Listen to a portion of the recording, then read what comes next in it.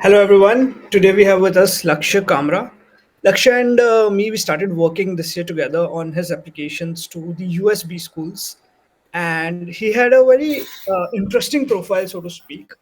He also applied to a few schools last year, but faced some Yeah. rejections, and then approached me this year for his reapplications to some of these business schools. But I want to leave this ground open to Lakshya to introduce himself, to walk us through what his career and his academic journey looked pre MBA, which is currently, and then we'll take our conversation forward from there. Lakshya, over to you, please. Thanks, everyone. My name is Lakshya. I'm a software developer. I have a work experience of about 5 years now. And yet, as you mentioned, I did apply to a lot of B schools last year, around I think 12.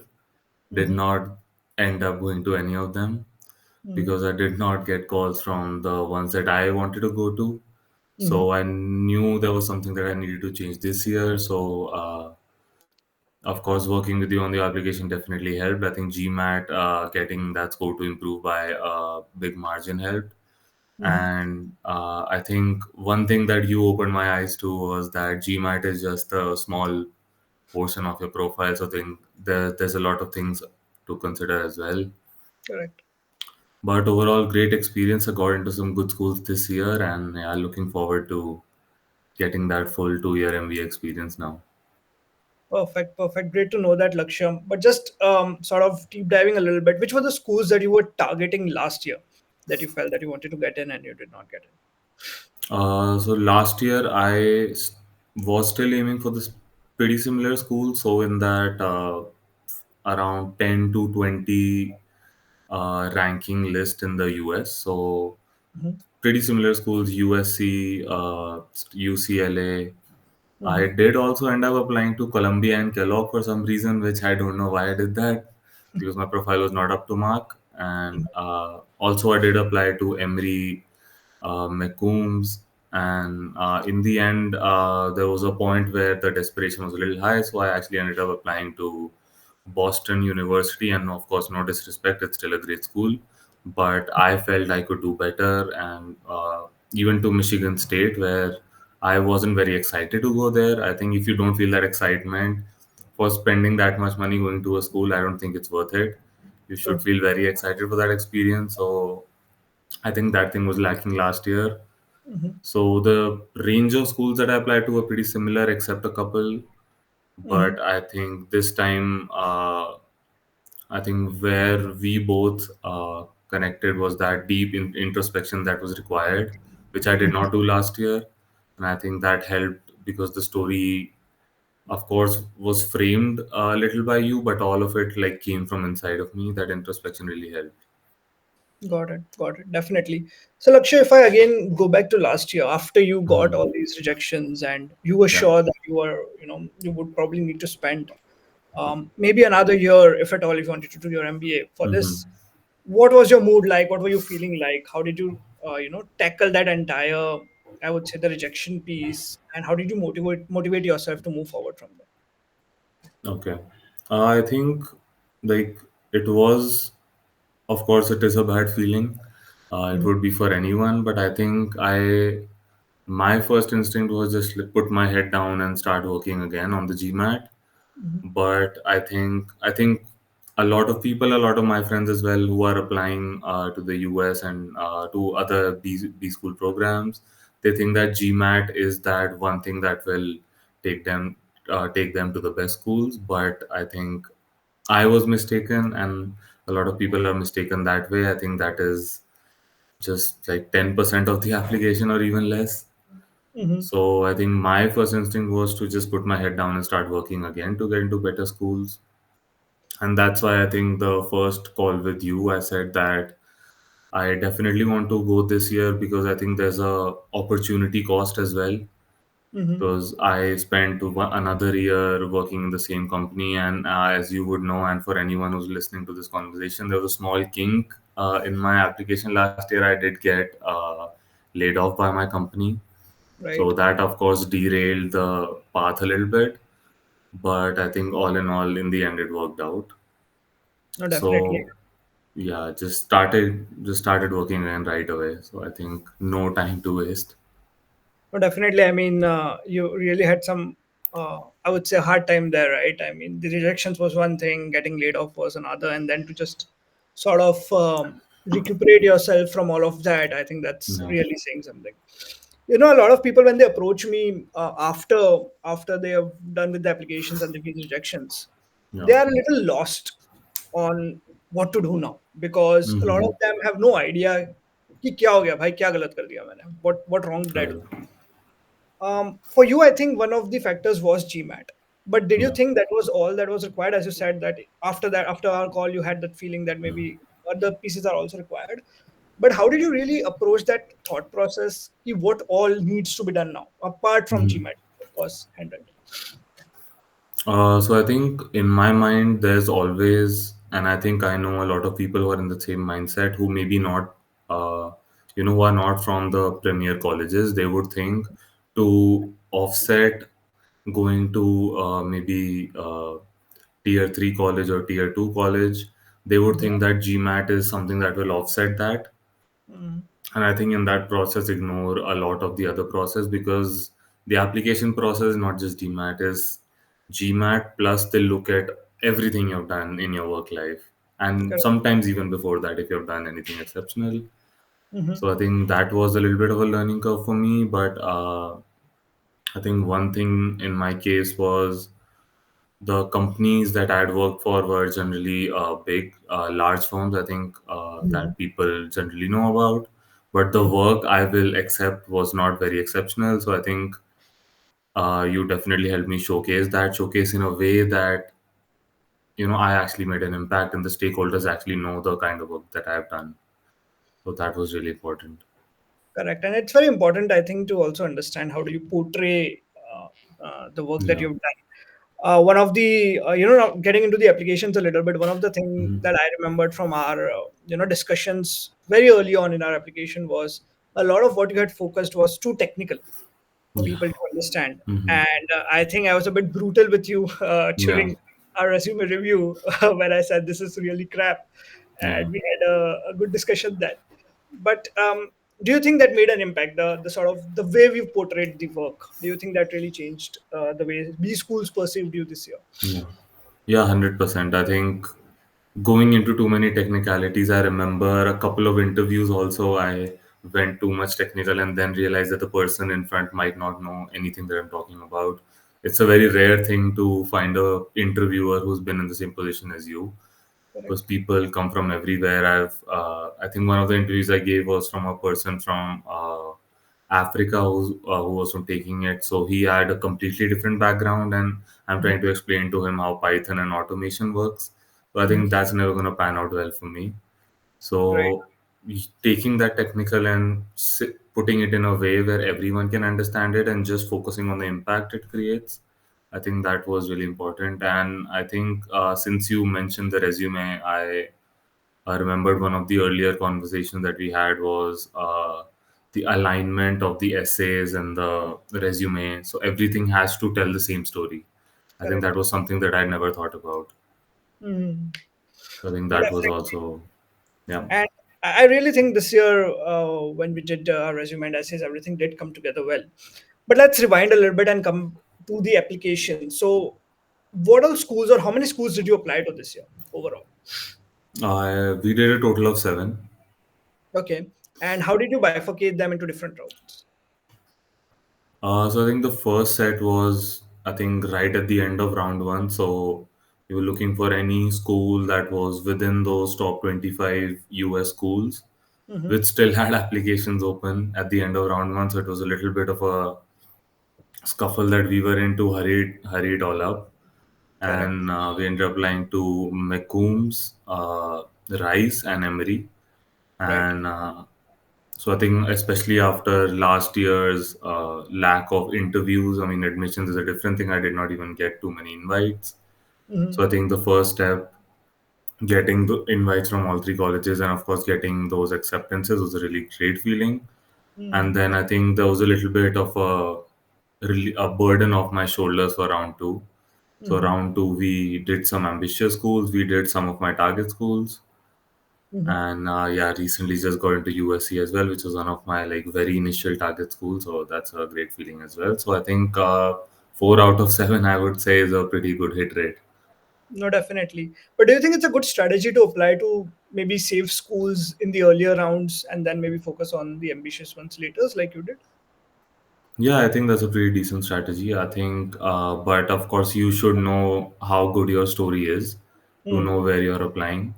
So I think that took us some time as well. And I think because we were in such a rush, we did not think too much about the option and just got to work.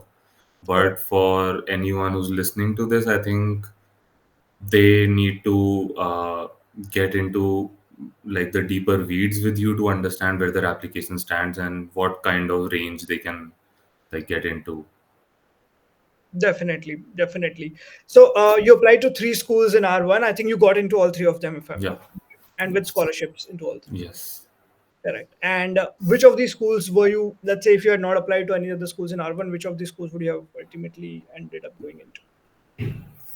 So first option was definitely McCombs. So that definitely was because that is like right on the edge of top 15 in the US.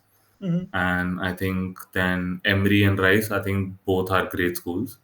But I think second choice would be Emory. And I think I did talk to you about the kind of offer they were giving me. Since Emory's also been doing pretty well, I mean, for us Indians, the looking at the employment report is a very important thing because maybe in the long term, especially me, as I've talked about, I want to be an entrepreneur, but when you go there, you want a job as soon as possible. Hmm. So employment report has been good for both McCombs and Emory. So I think that was a tough choice for me, and especially because Emory was offering more money. Okay. But of course, I think McCombs, with their reputation, I think in the end it made more sense. And plus, Emory is a little bit more focused on consulting. Hmm. And Austin, I would say, still has like 15 to 20% of people going into tech. So I think that's a safer choice for me. Got it. Got it. You know, it's very important. A lot of people are confused as to how do you really shortlist schools, right? Yeah. And even a harder question is how do you pick schools when you get admitted to different Hmm. schools as well? Yeah. I think what you've shed light on in terms of how you're looking at that really helps. Yeah. But did you also talk with people? Did that help you understand more about the school? And where do you end up? Where do you want to go into ultimately? Yeah, definitely. I think that definitely helps. I think one thing that I had to be told that was to be done was to talk to current students and alumni as well, because I did not do that from the very start. So in the end, I was talking to a lot of people, but I would say generally I've seen current students will obviously say a lot of positive things. So I Mm-hmm. think that does skew it a little bit because I did talk to people from Rice as well, and they were very positive. Mm-hmm. Uh, but I would say I think alumni would have a better, and plus you want to be in a location where the goal that you're targeting is a little bit closer. So being on the west coast for me is a little bit better than being on the east coast, going into tech and not into finance and consulting. So I think Mm. that was in my mind, especially I think USC and UCLA both have like a big chunk of their students going into tech. So I think doing research on that kind of thing is also pretty important. Definitely, definitely. Getting into the applications now, you applied to a bunch of these schools. How did you really approach these applications as a whole? I mean, did you look at different strategies for different schools, or were your applications more or less the same for all of these schools? Okay. I think I would say most of them are pretty similar Hmm. because I think the crux of the story which I want to tell should stay pretty similar because you want to portray a path. I think that you've mentioned a lot of times that what you have done in your work experience and how that should flow into your future career, Mm. that should Correct. align properly. So I think the crux remains the same, Hmm. but of course you have to tweak it a little. Especially, I think some tricky questions. I think the NYU question as well, where you have to put 6 pictures. So I think some, of course, some curveballs there, but I think most of it remains the same. But you need to give yourself enough time to tweak it a little bit and Got it. satisfy a little bit of their egos as well. Got it. So what I'm essentially asking here is being very again blunt here, right? Because a lot of Hmm. students have this question: Yeah. does copy pasting work? I mean, of course, you change names and you change, Yeah. a little bit here and there, but does it ultimately work for different schools, in your opinion? I think to an extent, Hmm. maybe if your story is that good, yes. But I would say for a huge majority of the people, it might not work as well as they would think. Because I Hmm. think looking at the school's values, I think that was something that you shed a light upon. That Michigan Ross, I think they're very diversity focused, very collaborative as well, and they want teamwork over everything. I think same for USC. I think USC, they do not want your individual accomplishments. They want how you did well as a team. Hmm. So I think tweaking it in that way where you match the core values of the school. So copy pasting plus doing a little bit of introspection on how the school wants you to be. So I think that can help, but not exactly copy pasting. Got it. Got it. Okay, so let's sort of cap the entire discussion on the applications before we get into interviews. Any tips on how to approach this? I know you've interspersed your tips everywhere throughout our discussion right now, but for people who are applying for the first time or maybe even reapplicants, how would you ask them, or what are your pointers on, hey, this is how you should approach the applications?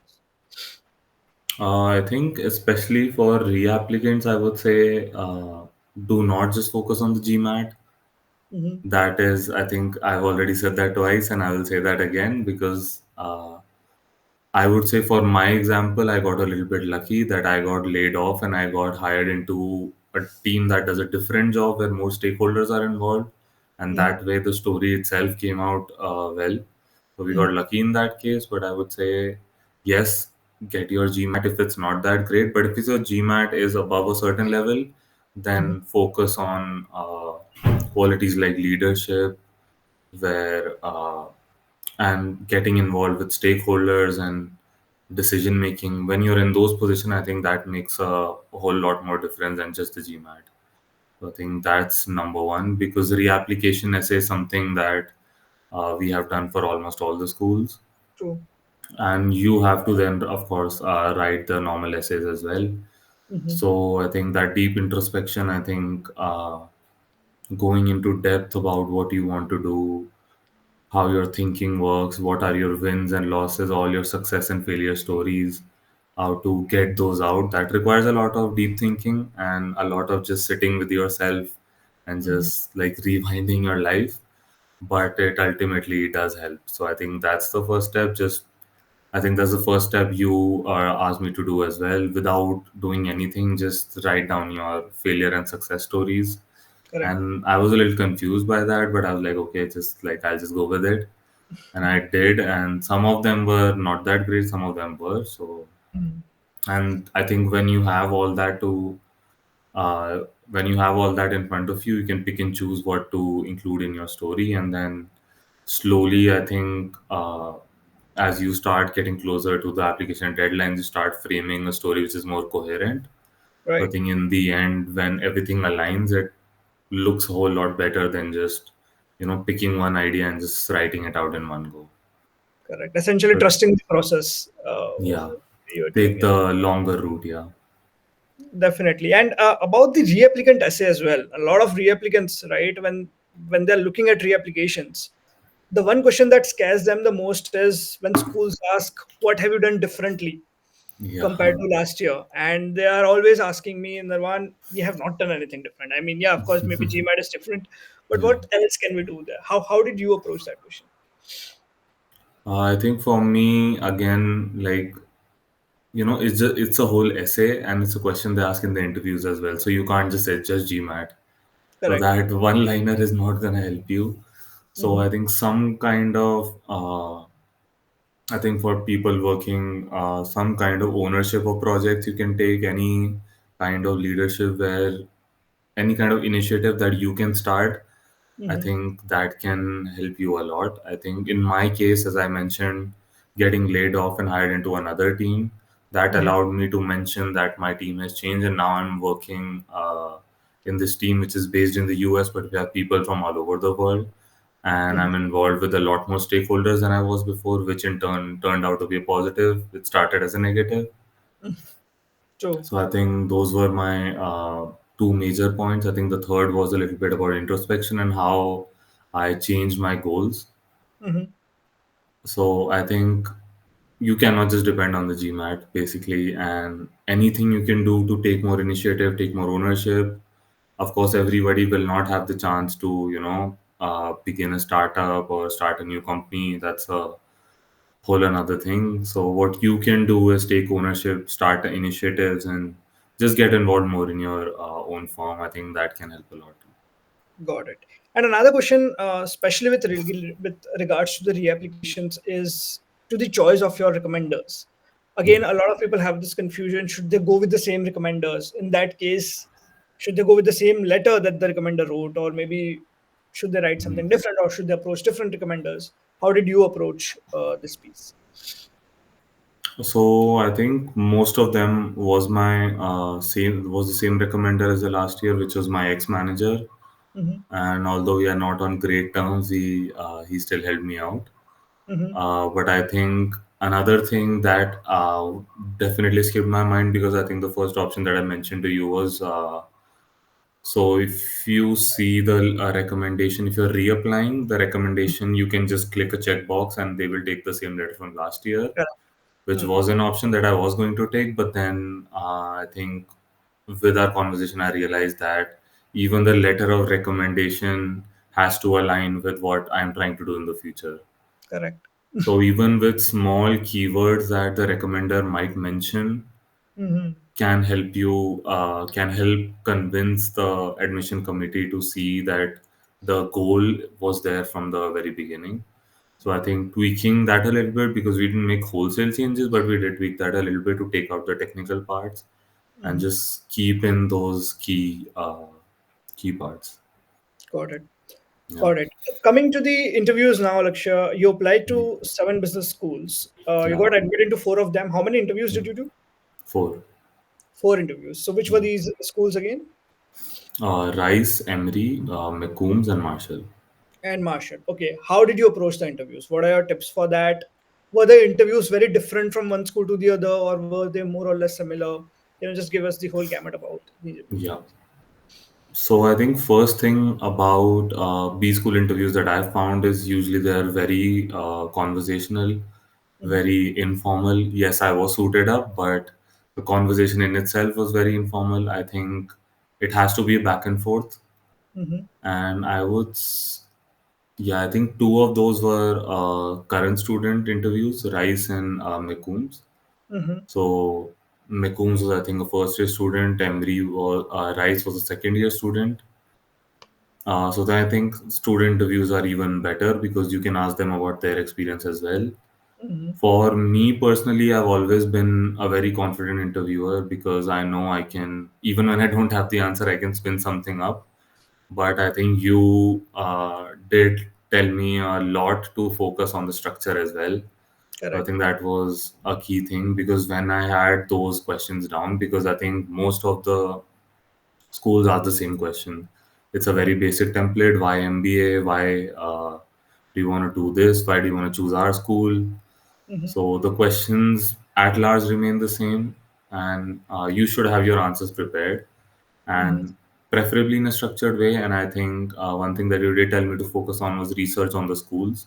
Mm-hmm. And I think Marshall and I think Emory, both these were taken by people from the admission committee, and they specifically told me that they were very happy with the kind of research that I had done. And I think good thing is the AI tools help us do that very efficiently. True. So, and I remember, I think with Emory, I brought up this stat that the teacher to student ratio is 1 to 5, which is one of the best in the US. And I think she like, I didn't know that either. Okay. But yeah, I think if you have a structure prepared and if you're confident, just I think do some mocks. I think that will definitely help because I think you're a little uptight before the very first interview, and then you give a couple of mock interviews, and then you loosen a bit. I think that's when the real conversation flows. Hmm. And I would say all four of my interviewers were very conversational, very interactive. Like you can tell from their face, even if you're stumbling a little bit, they're like very, very gracious. And Hmm. so it's a two-way conversation. It's not that they just give you a question. It's not an interrogation. You Right. can ask them questions as well. I think the interview experience was very positive for me personally. Got it. Got it. And I think you also mentioned how the mocks really helped you. As Hmm. far as the time given to this is concerned, because a lot of people, what they do is sometimes they take interviews lightly. They'll maybe do a mock and then they'll think that, hey, we'll just answer this question there. We don't need to prepare for it. How much time did you really devote to this? Was this a lot? Also, any tips on how did you really manage your time along with your full time work throughout your application process? I would say for the interview part, I think I was one of those where I took the interviews a little lightly because I felt like I was just confident I'll talk my way through it. But I think you making me realize that if there's not a structure, you can't be sure that you'll get in. And for me, that was a little bit of an eye opener. Hmm. And then I think I would take at least, I think 3 days before the interview, I would just go on like this research, everything about the college kind of thing, where I would just go to all the AI tools, go to their website, find out everything I can about the college, just note it down. Some of it is useful, most of it is not. Correct. But you have a list of questions that they're going to ask you, and it pretty much remains the same every year. And I think you just find places where you can fit those little tidbits that you find on the website or on Reddit or somewhere, which just might make them feel like you have paid attention to the college. So I Correct. think and I think giving mocks, I think that just loosens you up and providing a little bit of structure to your answers. So that definitely helped. I did initially take it very easy, but once I got into the mock groove, I think everything was just flowing. And on the second question about the job, I think I'm a little lucky in that way where my job starts in the evening. Oh, okay. So my team is based in the US, so I usually start working like 6 p.m. onwards. So I Okay. do some work in the morning, like early morning, like 9 to 11, and then I have the whole afternoon free to myself.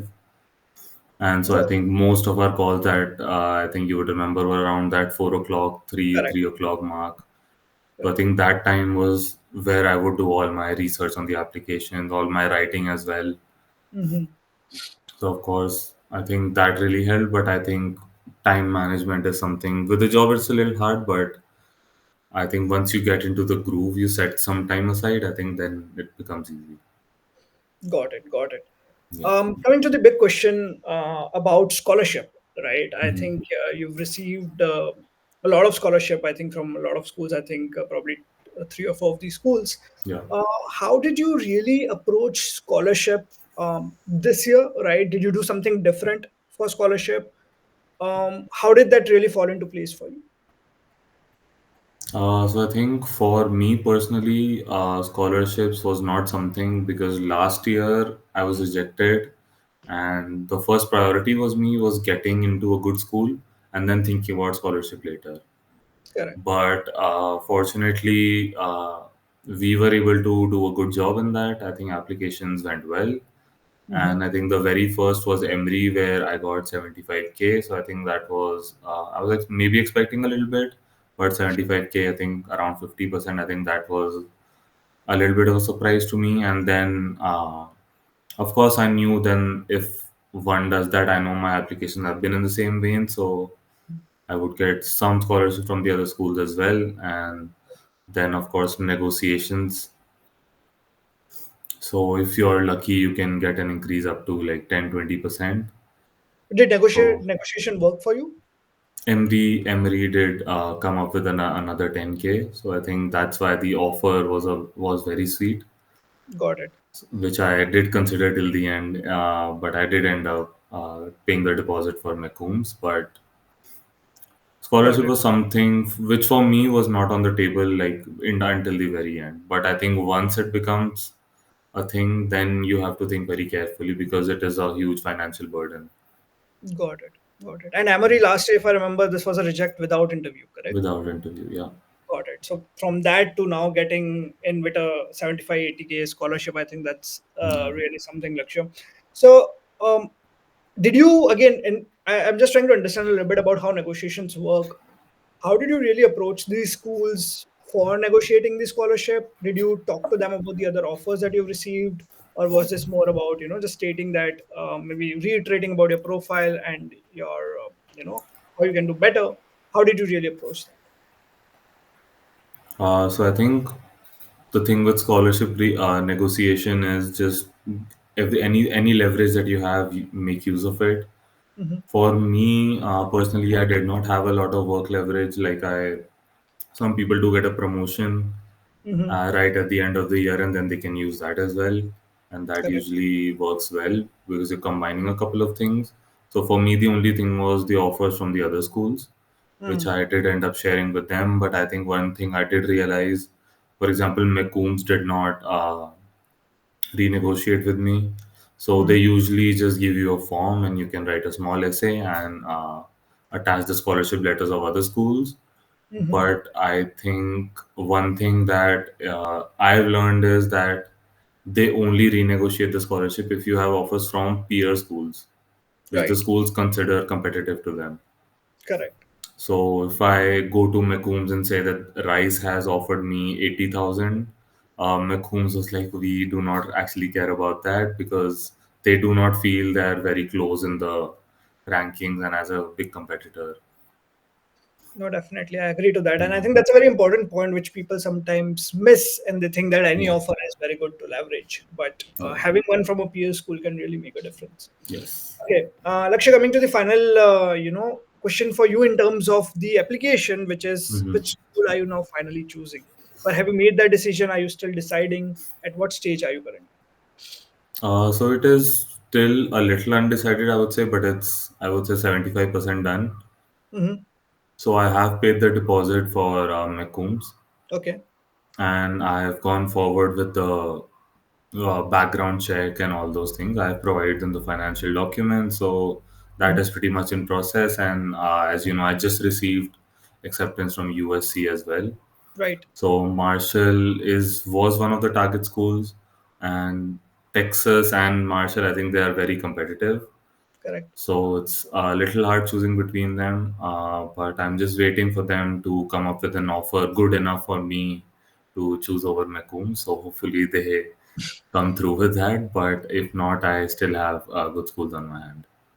Perfect, perfect. I think that's a very good sort of problem or a headache to have Yeah, in that 100%. case. One thing I want to ask you, which is a very heated debate these days, given that we are in the early months of the Trump administration, Yeah. how do you really perceive the entire U.S.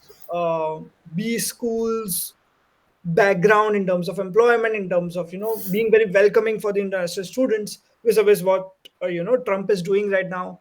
Has Hmm. that impacted at all your decision about which schools you are choosing or which schools you are applying or maybe you are planning to go to? Is that there in the back of your mind? Is my question. For the selection of schools, I wouldn't say so. Okay. So I think when you go into the work, when you like after you get a job after your MBA, Hmm. then I think that can make a difference. But I think right now, like Trump has said things about diversity, and I think a lot of things. But the schools remain very adamant on diversity. So I think the schools have not changed their stances at all. Correct. Yes, the employment reports of last year have been a little shaky, but I think overall it's still very positive. So hopefully I get a good experience out of it, and hopefully things, I know the market and everything is a little struggling right now. Hmm. But I think the schools very much try to steer out of politics, and they want people from all over the world. So I think schools are very welcoming that way, Hmm. and they have a very large international community. So I think schools are unaffected, but what happens after is still up in the air. So Right. Now, I've seen a lot of people now making decisions based on the scholarship they receive and not yeah. really putting a lot of value on the brand of the school. So if they receive an offer Hmm. from a higher ranked school with no scholarship compared with a lower ranked school with some Yeah. scholarship, they are opting for that scholarship because they're uncertain about the future. Correct. And honestly, there's no right or wrong in this. I think Yeah. how Trump decides or what he decides and what essentially happens is still something that no one knows. I don't think even he knows. But ultimately, I think that is something for us all to see. Okay, final thoughts, Lakshya, on the entire process. If you have any tips you want to share with people who are watching this, in terms of the application, in terms of, I don't know, the interview, the visa process, anything that you feel that people should know before they begin or during their application journey, feel free to share your thoughts. I think I already shared most of my thoughts, but I think summarizing a little bit of them, Sure. uh, do not let GMAT be the only thing you focus on. Hmm. Make your application a little whole. Right. Everything that you've done, try to include it. Try to portray it in a way where you have done the work, because I think a lot of people underestimate what they've already done. I think I did too. And Hmm. I think bringing light to that is very important. And just give yourself time. I think once you have time, you focus on the stories. I think you can get into all the target schools. So I think it's a long process. It is a tedious process. It's a whole lot of check boxes to tick. It is not just an exam that you can give and get it over with. Hmm. So just give yourself that time. I think I personally started very late in the process, and then I had to rush a lot. Hmm.